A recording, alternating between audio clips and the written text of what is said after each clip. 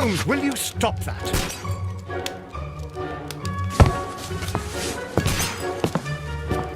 You are utterly mad.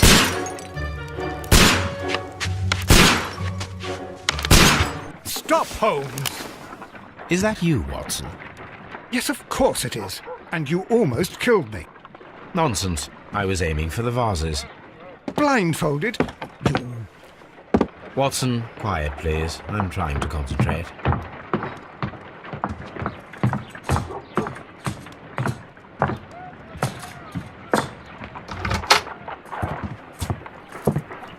Ah, Lestrade. What is it this time? He can see me.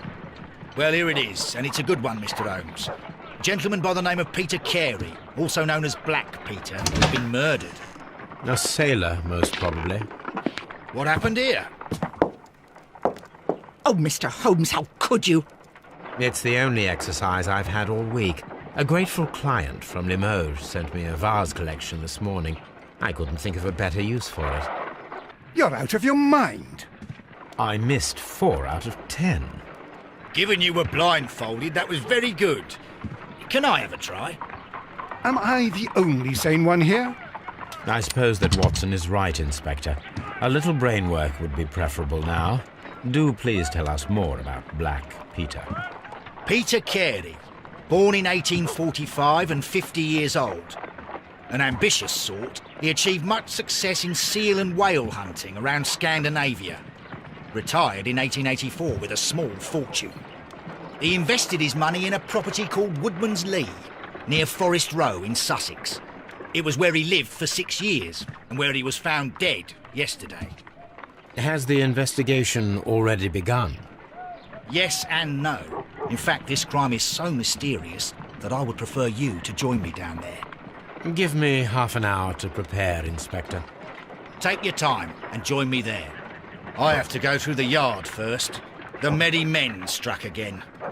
What have they done this time? They robbed a powder reserve. I'll meet you at Woodman's Lee, Mr. Holmes. I should help Mrs. Hudson here. I also have several appointments that I must keep this afternoon. I shall go alone, then.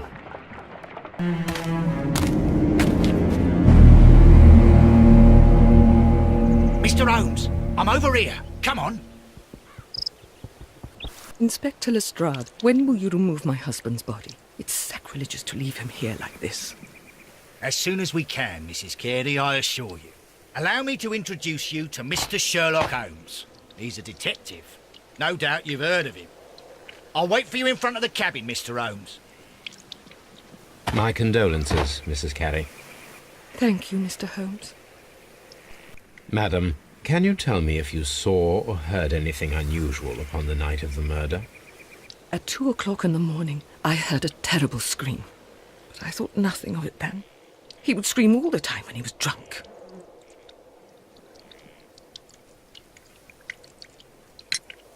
Can you please tell me what occurred on the evening of the murder? Well, Peter got drunk in the evening. He was in such a terrible temper. Usually, whenever that happened, he'd stay all night drinking in his cabin before passing out.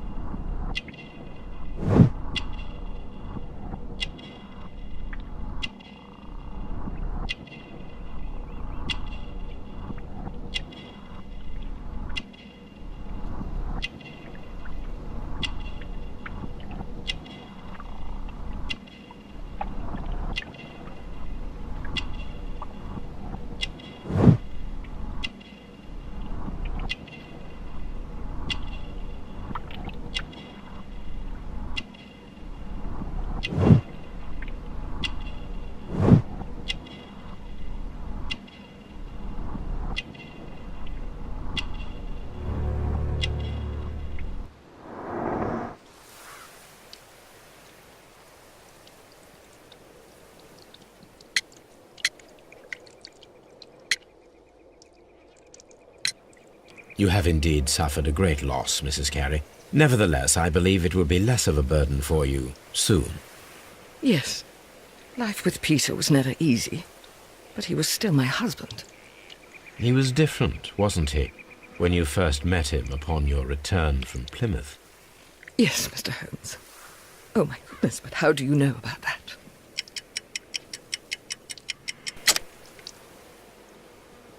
You have indeed suffered a great loss, Mrs. Carey. Nevertheless, I believe it will be less of a burden for you soon. Yes, life with Peter was never easy, but he was still my husband. He was different, wasn't he, when you first met him upon your return from Plymouth? Yes, Mr. Holmes. Oh, my goodness, but how do you know about that?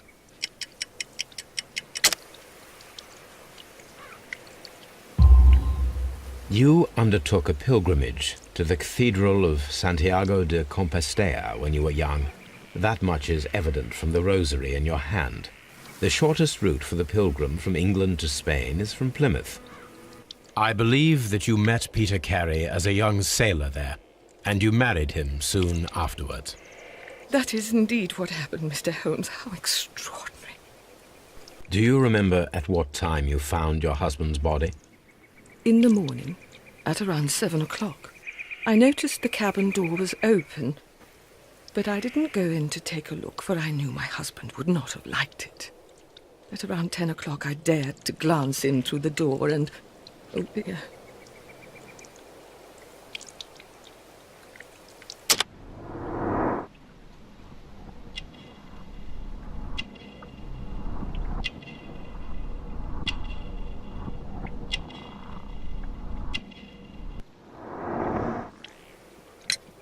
Was your husband accustomed to receiving visitors?